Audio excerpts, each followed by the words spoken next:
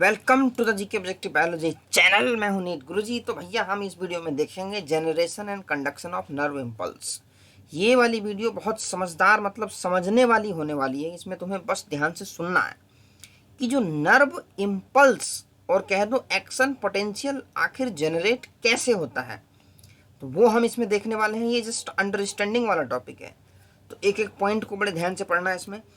तो neurons are excitable sales. पहली बात तो ये तुम्हें ध्यान रखने की, न्यूरॉन्स का नेचर ही एक्साइटेबिलिटी वाला है, because their membranes are in a polarized state.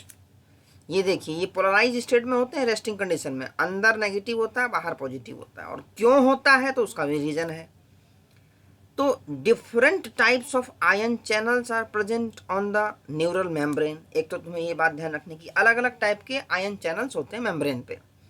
These ion channels are selectively permeable to different ions। अब ये जो चैनल हैं ये अलग अलग आयंस के लिए सेलेक्टिवली परमिएबल है। When a neuron is not conducting any impulse, जब कहीं कुछ नहीं कर रहा वो, तो रेस्टिंग पोटेंशियल उसको बोलते हैं। The axonal membrane is comparatively more permeable to potassium and nearly impermeable to sodium. अब तुम्हें ये ध्यान रखना है, जब कुछ भी नहीं हो रहा है तो पोटेशियम के लिए परमिएबिलिटी बहुत ज़्यादा है, सोडियम के लिए नेग्लिजिबल है। Similarly the membrane is impermeable to negatively charged proteins present in the axoplasm. अब अंदर जो सेल के नेगेटिवली चार्ज्ड प्रोटीन है उसके लिए भी इम्परमिएबल होगा।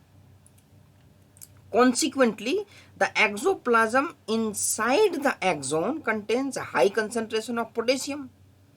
ठीक है, पोटेशियम जा रहा है अंदर, and negatively charge proteins and low concentration of sodium. इसका जो कॉन्सिक्वेंस क्या होगा, एक्सोप्लाज्म इनसाइड द एक्सोन, जो एक्सोन के अंदर है वहां पे पोटेशियम की कंसंट्रेशन बढ़ जाएगी और negatively charge protein and sodium इसकी कंसंट्रेशन घट जाएगी, पोटेशियम की बढ़ेगी। In contrast the fluid outside the axon, अब जो फ्लूइड आउटसाइड है एक्सोन के बाहर वाला, contains low concentration of potassium. भाई पोटेशियम तो बाहर से अंदर आ गया ना, तो बाहर तो कम हो जाएगी। ए हाई कंसंट्रेशन ऑफ सोडियम, वहाँ बाहर सोडियम कंसंट्रेशन ज़्यादा है क्योंकि सोडियम तो इम्परमिएबल है, अभी रेस्टिंग कंडीशन की बात कर रहे हैं। एंड दस फॉर्म से कंसंट्रेशन ग्रेडियंट, यहाँ पे कंसंट्रेशन ग्रेडियंट बन जाएगा। तो these ionic gradients across the resting membrane are maintained by the active transport of ion by the sodium potassium pump होता है। इसमें एक्टिव ट्रांसपोर्ट लगता है, मतलब एटीपी की रिक्वायरमेंट होगी, विच ट्रांसपोर्ट 3 सोडियम आउटवर्ड, 3 सोडियम को बाहर भेजेगा, 2 पोटेशियम को अंदर लेगा। ये सोडियम पोटेशियम पंप का काम है एक्टिव ट्रांसपोर्ट के थ्रू। ये मेन रीजन है भाई कंसंट्रेशन ग्रेडियंट बनने का। As a result the outer surface of the axonal membrane possesses positive charge. बाहर वाली सरफेस क्या कर रही है, पॉजिटिव चार्ज है। भाई इनर सरफेस में कैसी है, becomes negatively charged and therefore is polarized. तो हमेशा ये पोलराइज कंडीशन में रहती है। The electrical potential difference across the resting plasma membrane is called resting potential. जब होता है जब वो कोई नर्व इम्पल्स कंडक्ट नहीं करता लेकिन पोटेंशियल डिफरेंस अंदर और बाहर में होता है, उसको रेस्टिंग पोटेंशियल बोलते हैं। अच्छा, अब हम देखें कैसे जनरेट होती है। अब देखो इन्होंने कहानी से समझा रखा है कि when a stimulus is applied at site A, ये ए है, यहाँ पे क्या हुआ कि कोई स्टिमुलस आ गया, जैसे तुम्हारा पाँव है, कोई चीज़ मारो तो खट एकदम से पाँव पीछे खींचते हो, वो रिफ्लेक्स एक्शन है।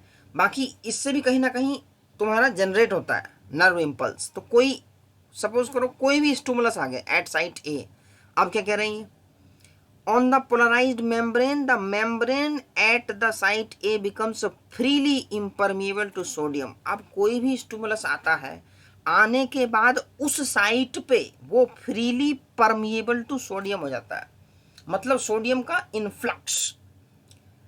उसके बाद क्या होगा, this leads to rapid influx of sodium followed by the reversal of the polarity at that site. जब सोडियम बाहर से अंदर की तरफ आएगा तो अंदर तो पॉजिटिव कर देगा, रैपिड इनफ्लक्स हो जाएगा सोडियम का। अंदर था रेस्टिंग कंडीशन में नेगेटिव, तो यहाँ पे पोलैरिटी रिवर्स हो जाएगी, इसी को बोलते हैं, यहाँ जनरेट हो जाएगा तुम्हारा एक्शन पोटेंशियल। और ये प्रोसेस बहुत फास्ट होता है, with in a fraction of second में हो जाता है ये सब। तो एट साइट ए पोलैरिटी रिवर्स हो गई यहाँ पे, तो अब जो यहाँ पोटेंशियल डिफरेंस जनरेट होगा उसको हम बोलेंगे एक्शन पोटेंशियल। और पहले क्या था, रेस्टिंग पोटेंशियल, इसकी भी वोल्ट मिली वोल्ट में होता है ये, इसकी भी वैल्यूज हैं। अच्छा, this leads to rapid influx of sodium followed by the reversal of the polarity at site A. ठीक है, the outer surface of the membrane becomes negatively charge. अब बाहर से सोडियम अंदर आ गया है, रैपिड इन्फ्लक्स, तो बाहर नेगेटिव हो जाएगा। And the inner side becomes positively charge. जब सोडियम पॉजिटिवली चार्ज बहुत सारे अंदर आ गए तो वहां पॉजिटिव चार्ज हो जाएगा। The polarity of the membrane at site A is thus reversed. यहाँ पे उल्टी हो जाएगी पोलैरिटी, एंड हेंस डीपोलराइज्ड। इस कंडीशन को हम बोलते हैं डीपोलराइजेशन। नॉर्मल कंडीशन में पोलराइज था, यहाँ डीपोलराइज हो गया। The electrical potential difference across the plasma membrane at site A is called action potential. यहाँ पे तुम्हारा जनरेट हो गया action potential, which in fact termed as nerve impulse. इसी को हम नर्व इम्पल्स बोलते हैं। और यही तुम्हारी क्या होगी, फ्लो करती जाएगी, मतलब आगे की तरफ बढ़ेगी। At site immediately ahead the axon at site B, membrane has positive charge on the outer surface and negative charge on the inner surface. ये साइट बी की बात कर रहे हैं, तो आउटसाइड जो करंट होगा वो इस डायरेक्शन में फ्लो करेगा और अंदर की तरफ करंट इस डायरेक्शन में फ्लो करेगा। इन दोनों का तुम्हें ध्यान रखना है। Outside from B to A flow करेगा, inside from A to B flow करेगा, ये तुम्हें ध्यान रखना है करंट की डायरेक्शन का। अच्छा, on the outer surface current flows from site B to A, कहां पे, आउटर सरफेस। ठीक है, to complete the circuit of the current flow. Hence, the polarity of the site is reversed and an action potential is generated at site B. Automatic generate हो जाएगा B पे। जब ए पे हो गया तो ऑटोमेटिक होगा, क्योंकि वो करंट का सिस्टम है, इसमें प्लस माइनस चार्ज के हिसाब से वो ऑटोमेटिक जनरेट कर देगा आगे। Thus, the impulse action potential generated at site A arrives at site B. अब वो साइट बी पे पहुंच जाएगा। The sequence is repeated along the length of the axon and consequently the impulse is conducted. The rise in stimulus induced permeability of sodium is extremely short lived और ये बिल्कुल छोटे duration के लिए होता है। It is quickly followed by a rise in permeability of potassium. जब ये इवेंट हो जाता है उसके बाद उसको नॉर्मल स्टेट में भी तो आना है, कंटिन्यूअस डीपोलराइज्ड स्टेट में तो नहीं रहेगा। तो वहां पे पोटेशियम की भी परमेबिलिटी बढ़ती है। जब वो इम्पल्स आगे बढ़ जाता है तो पीछे उसको नॉर्मल होना है। तो within a fraction of second potassium diffuses outside the membrane and restores the resting potential of the membrane at the site of excitation and the fibre becomes once more responsive to further stimulation. अब potassium क्या करेंगे, diffuses outside.